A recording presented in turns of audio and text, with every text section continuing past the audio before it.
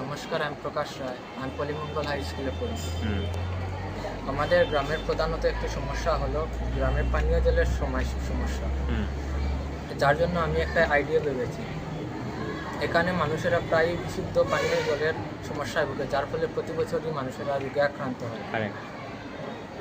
এর কারণ হলো পিএইচই ঠিকঠাকভাবে জল সরবরাহ করতে পারে না, হুম,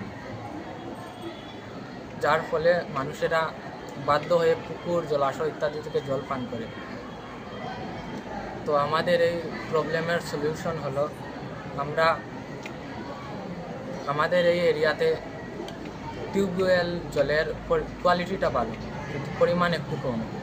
তার জন্য আমরা একটা পদক্ষেপ নিয়েছি, যেটি হলো আমরা এই টিউবওয়েলের পাশে একটি গর্ত তৈরি করব, যার মধ্যে বালু, কয়লা, ছোটো ছোটো পাথর ইত্যাদি দিয়ে জলটা ফিল্টার করার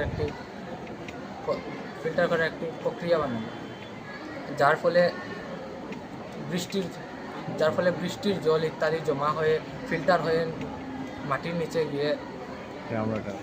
গ্রাউন্ড ওয়াটার জলের লেভেলটা একটু বাড়িয়ে দেয়।